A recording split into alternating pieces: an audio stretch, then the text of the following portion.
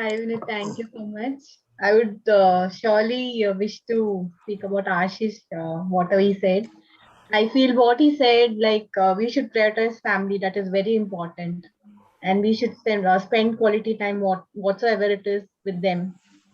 So I think we all should follow it to balance our professional and personal life too. Amazing.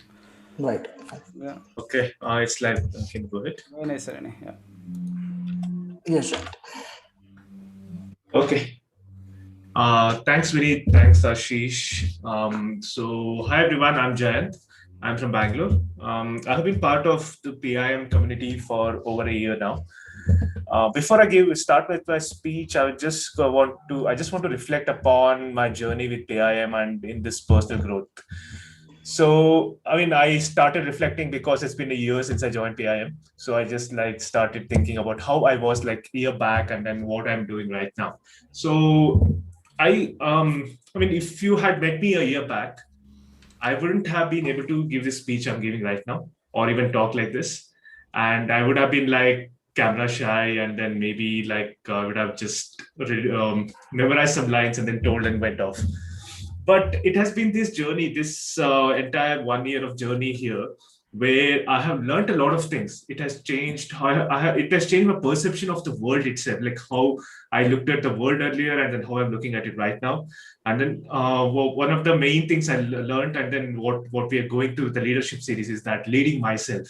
I learned how to lead myself, how I should prioritize my day, prioritize my week, prioritize my year, and then how I should have the priorities in my life, how I can find my purpose in life. All those things I've learned because of this journey, this personal growth journey with PIM.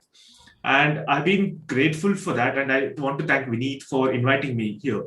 And then, after that, a lot of things, a lot of changes I've seen in myself. And then, and as I said, the main part is the mindset.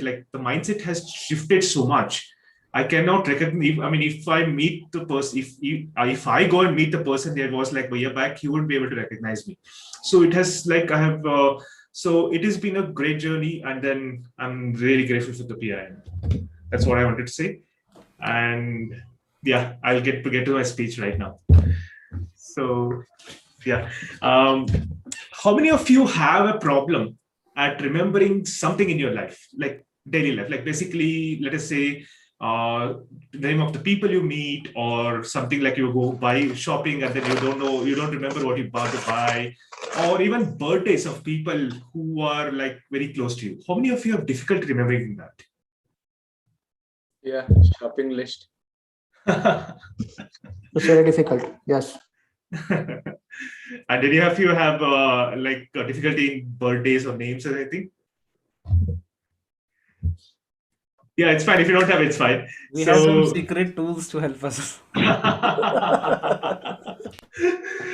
So yeah, I have next question as well. Is this true? Not able to remember stuff. Is this true for everything in your life, or is just few things? Few things. Yeah.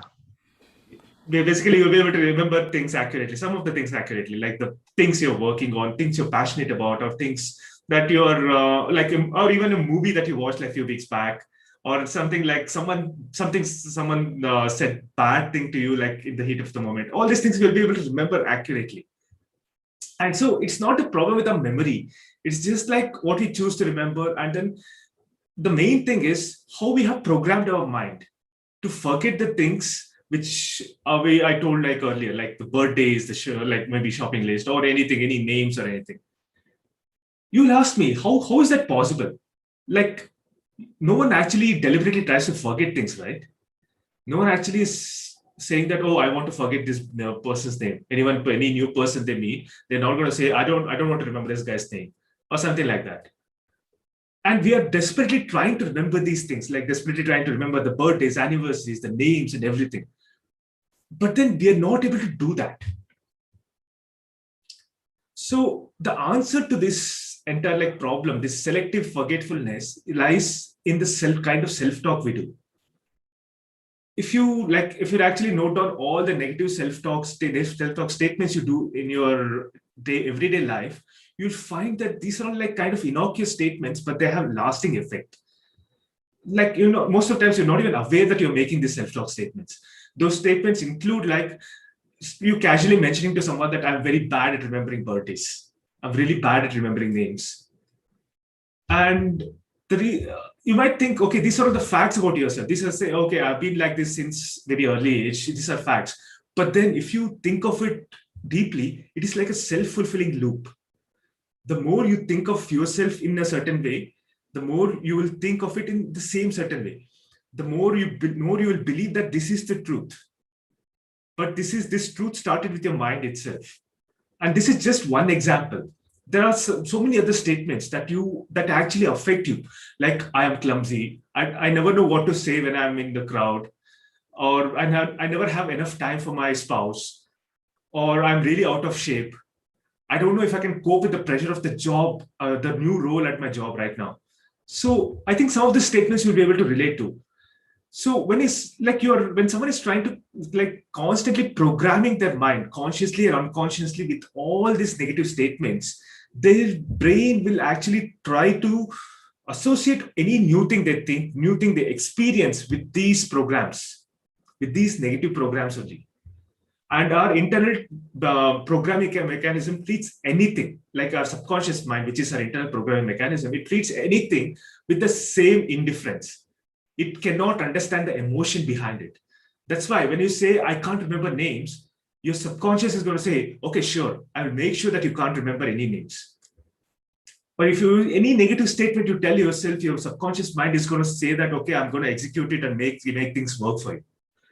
The same thing happens with the positive statements as well. That's why it is so difficult to change our minds or think differently. The underlying mental programming is all negative, and you're stuck with this programming. And unless you decide to change this programming into a positive programming, you won't be able to change anything about in your life. So let's say next time you're going to interview, and the previous day this thought comes to your mind, say that, oh, what if I don't clear this interview? Just stop right there, because your subconscious mind is listening to whatever you're thinking.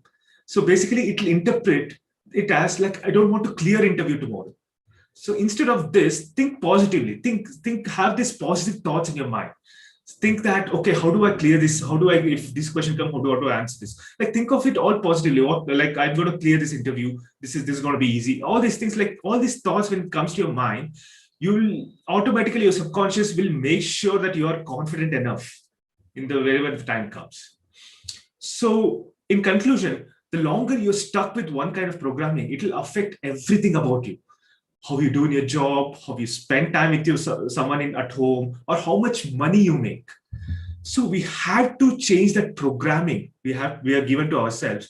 And the same subconscious mind, which looks like working against you, will work for you and work with you to achieve whatever you want. Thank you. Awesome, Jayanth. Very nice. Directly becomes subconscious mind, and it's basically happened with me. All the people, like, it's very difficult to name, because what we're doing and what we're thinking depends on subconscious mind. And बचपन से लेकर आज तक हम लोगों ने ये सीखा कि हमारी जो नेगेटिव प्रोग्रामिंग है वो हमारे माइंड में डले गया कि you can't do this, you can't do this. So we adopt that kind of things, and